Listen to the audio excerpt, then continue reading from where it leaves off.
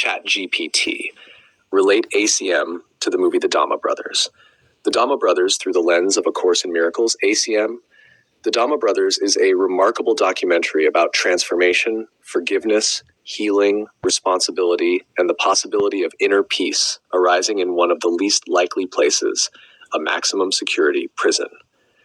Through the lens of A Course in Miracles, ACIM, it becomes a powerful demonstration that salvation is a change of mind, not a change of circumstances. At its heart, the documentary asks, can genuine healing occur even in the midst of guilt, fear, and confinement? ACIM answers, the mind can choose peace regardless of external conditions. The prison as a symbol. The prison in the film serves as more than a physical location. It symbolizes the ego's thought system, fear, guilt, attack, defensiveness.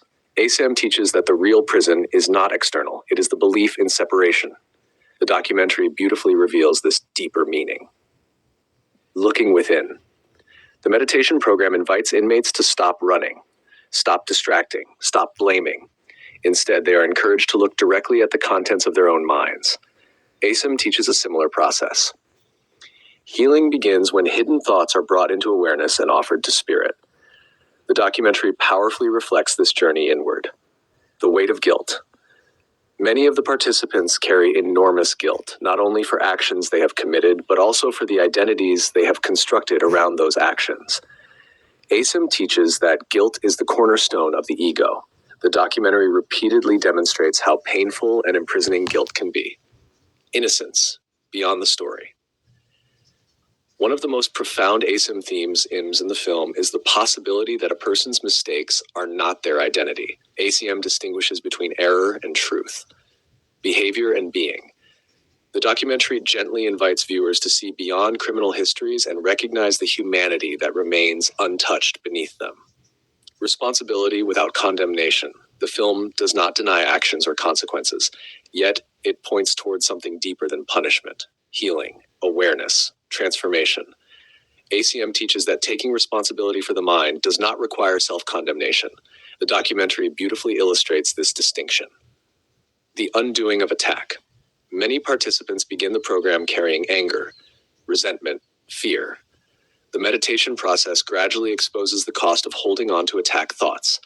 ACIM teaches that every attack is ultimately an attack on oneself. The documentary repeatedly demonstrates the healing that follows their release. Freedom within confinement. One of the most ACIM-like lessons in the film is that inner freedom becomes possible even when outer freedom is absent. The body may remain confined. The mind does not have to remain imprisoned. ACIM teaches that true freedom is a condition of mind. The documentary beautifully reflects this principle. Forgiveness. While the film uses different language than ACIM, its deepest movement mirrors forgiveness. The release of hatred, the release of blame, the release of self-condemnation. ACIM teaches that forgiveness is the path to peace. The documentary powerfully demonstrates this truth in action. The miracle. The greatest miracle in the film is not a change in prison conditions. It is a change in perception, a change in identity, a change in the way people see themselves and others. ACIM defines miracles exactly this way.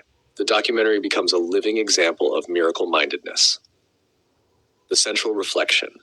The ego watches the Dhamma Brothers and asks, how can people like this ever change? How can guilt ever be overcome? How can freedom exist in prison?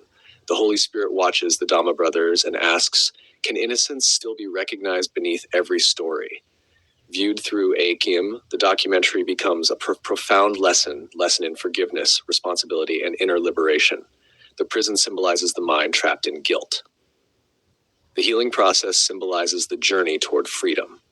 The deepest message may be, the ego teaches that our past defines us and that guilt must be carried forever.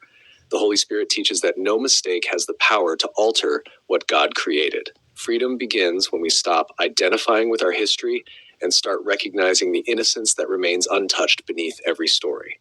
The real prison is guilt. The real liberation is forgiveness. Go to mwge.org to find some movie clips and a brief write-up by David Hoffmeister.